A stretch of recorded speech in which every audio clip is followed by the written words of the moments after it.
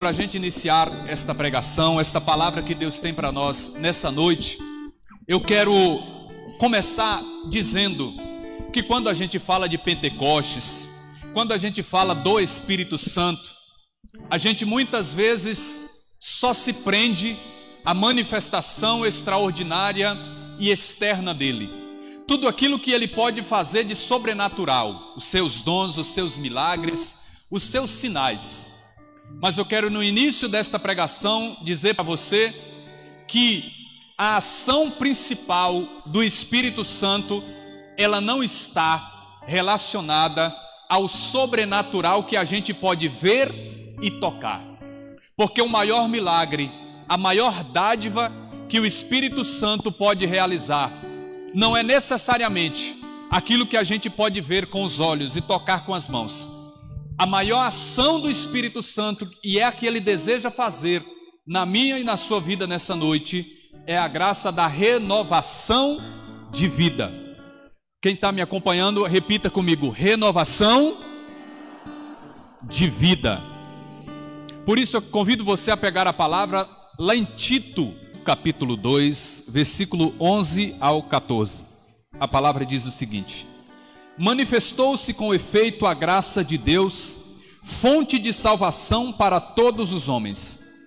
Veio para nos ensinar a renunciar à impiedade e às paixões mundanas e a viver neste mundo com toda sobriedade, justiça e piedade, na expectativa da nossa esperança feliz, a aparição gloriosa de nosso grande Deus e Salvador, Jesus Cristo, que se entregou por nós a fim de nos resgatar de toda a iniquidade, nos purificar e nos constituir seu povo de predileção, zeloso na prática do bem. Essas são para nós palavra do Senhor.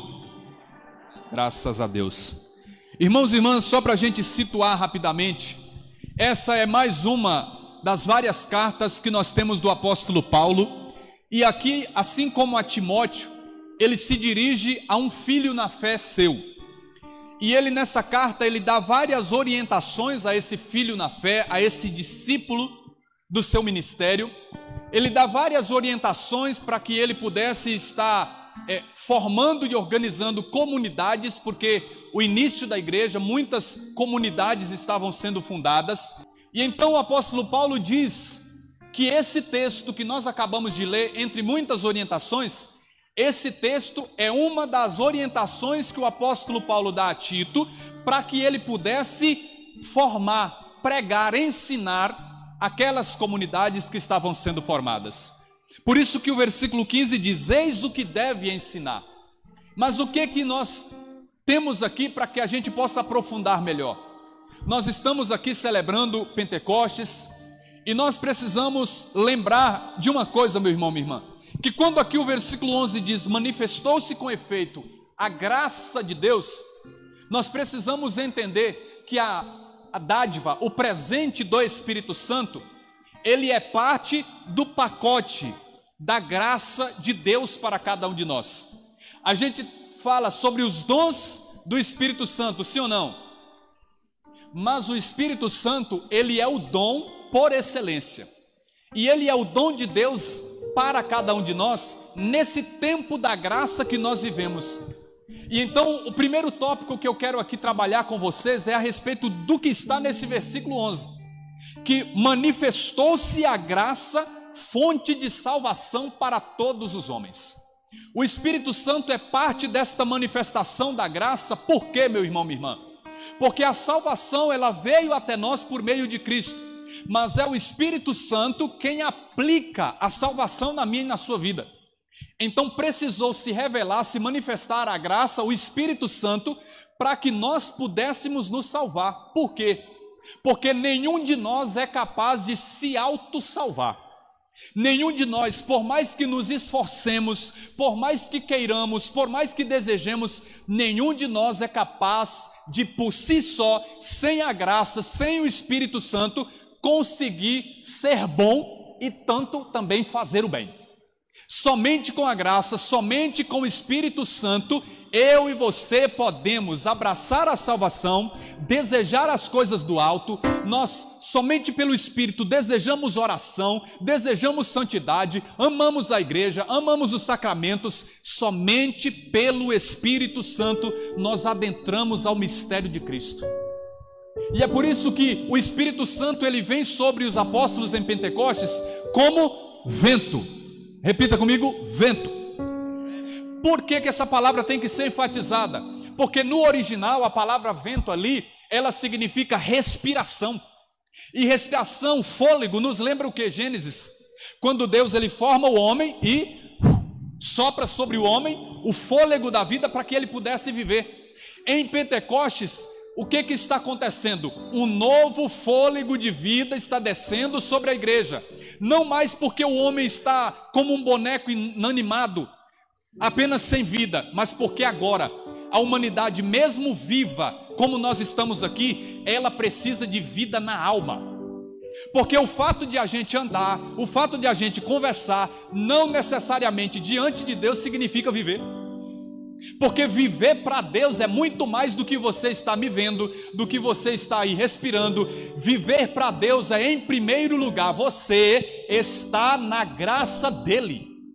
E é o Espírito Santo quem te ressuscita para uma vida nova. Uma das moções que os irmãos receberam foi: se permitir o meu sopro, viverão uma nova vida. Então por isso que eu e você não podemos deixar de buscar o Espírito Santo, de clamar: vem Espírito sobre a minha vida. Porque senão, irmão, irmã, quando nós andamos sem a graça do Espírito Santo, o pior de nós vem à tona. Toda a nossa podridão, a nossa miséria, os nossos pecados, o nosso mau caráter, tudo aquilo que é mal em nós por natureza herdada de Adão, vem à tona quando a gente não está cheio do Espírito Santo. Mas quando eu e você nos colocamos na presença de Deus, clamamos o Espírito Santo, pedimos sobre a nossa vida a ação dele, o que vai agir em nós? O próprio Deus. Quando lá em Atos 2 vai dizer que línguas desceram sobre eles e eles falavam em outras línguas, ali é uma significação de que Deus estava falando por meio deles. E a pergunta que fica é: será se Deus, ele tem falado através de nós? Porque somente alguém cheio do Espírito é capaz de transbordar o Espírito Santo. Somente alguém cheio do Espírito Santo é capaz de transbordar o Senhor. Mas em segundo lugar, o que eu destaco aqui é essa ação principal do Espírito Santo que eu comecei na introdução. Eu falei que a ação principal ela não está resumida e restrita em milagres, em dons, no barulho que a gente vive no grupo de oração ou na nossa oração. Não, a graça principal do Espírito Santo, ela está em eu e você sermos uma nova pessoa diante de Deus. Então por isso que nós podemos, diante de um encontro, num momento como esse, no grupo de oração, ver pessoas orando em língua, pessoas repousando, ver pessoas chorando, mas a evidência principal da ação do Espírito Santo será se as pessoas têm vivido uma vida de santidade. Porque o que está escrito aqui no versículo de número 12? A graça veio, e na graça eu disse que está o Espírito.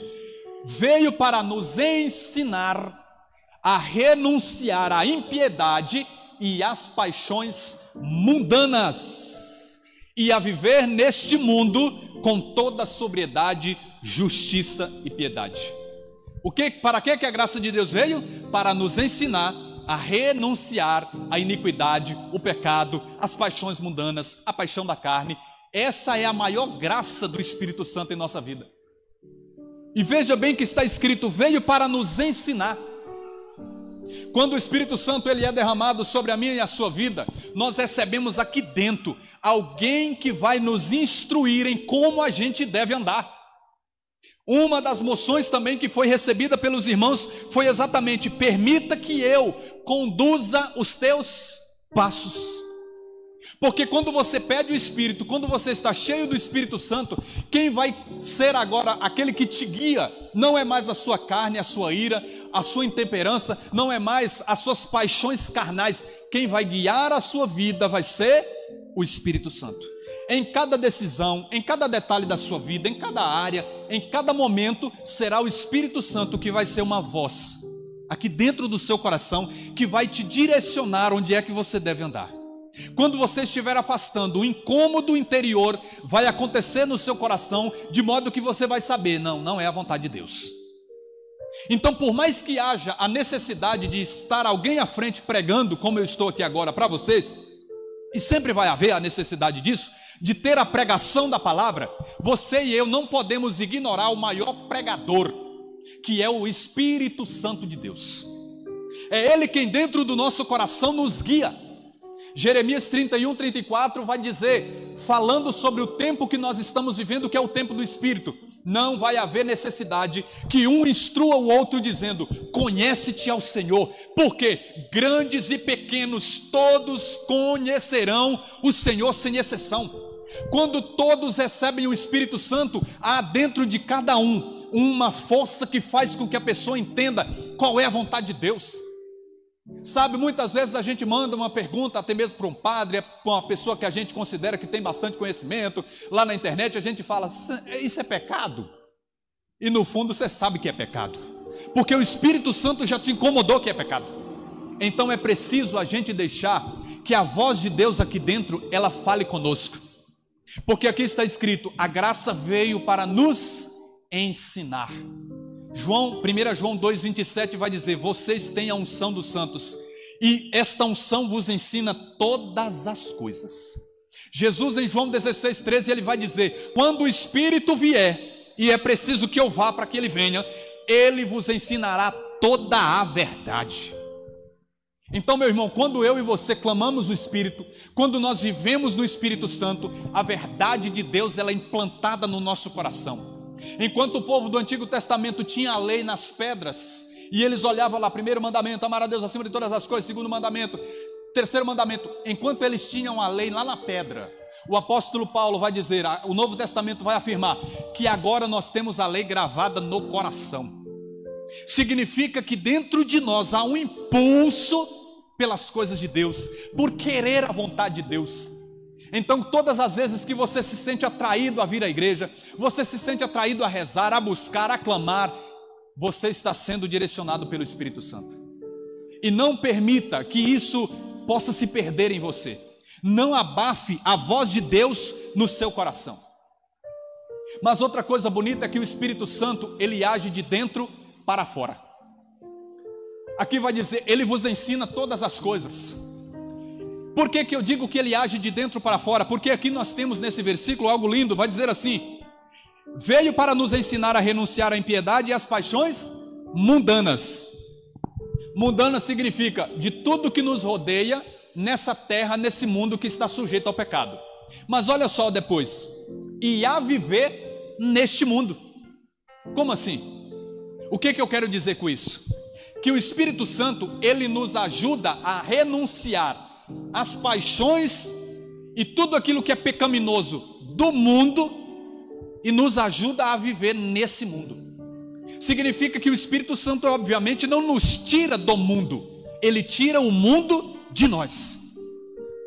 Então nós continuamos a viver neste mundo, como o versículo está dizendo, mas a transformação é de dentro para fora.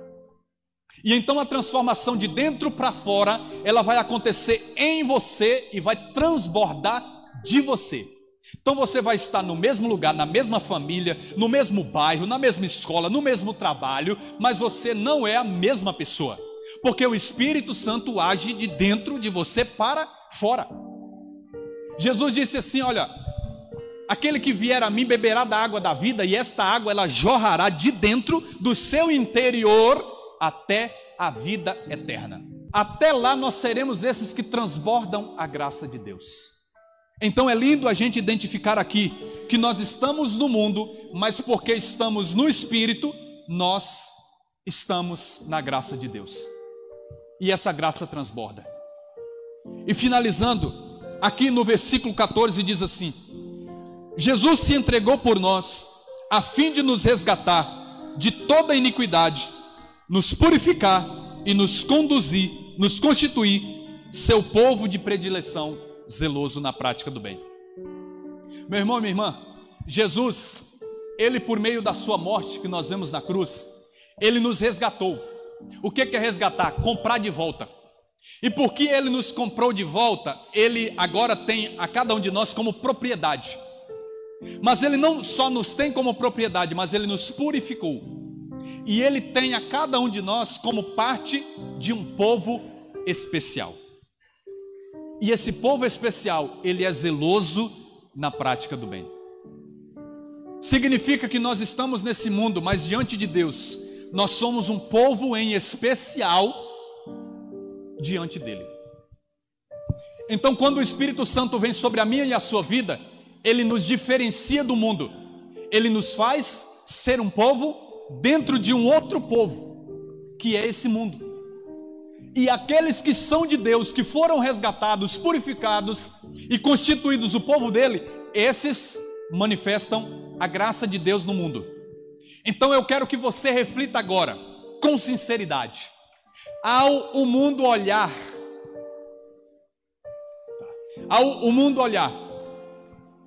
para você, para mim, o mundo tem identificado que nós fazemos parte de um povo que não pertence a esse mundo?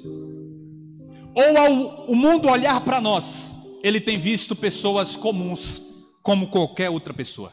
Porque o final do texto diz, um povo de predileção, zeloso na prática do bem. E nós nessa noite iremos tomar essa decisão, de não mais sermos um povo como qualquer um, mas cheio do Espírito Santo para andarmos em santidade no Espírito e fazermos aquilo que agrada ao Senhor. Eu quero convidar você a ficar de pé nesse momento, porque eu desejo que você tome uma atitude pessoal, que você não apenas ouça esta pregação e não tome nenhuma atitude, não dê nenhuma resposta ao Senhor. Que você deseje andar no Espírito Santo de uma forma como você nunca andou na sua vida. Que você deseje andar no Espírito Santo como você nunca andou. E ao essa canção ser cantada, que você possa ir tomando posse do Espírito Santo sobre você. Porque a graça, a santidade, tudo aquilo que Deus tem disponibilizado para você, ele será uma realidade, ela será uma realidade na sua vida a partir dessa noite. Ouça essa canção e ore com ela. Eu navegarei no oceano do Espírito, ali adorarei ao Deus do meu amor. Eu navegarei no oceano do Espírito e ali adorarei ao Deus do meu amor. Erga os seus braços e cante, vem. Espírito, Espírito, Clame com o seu coração, irmão. que desce como fogo,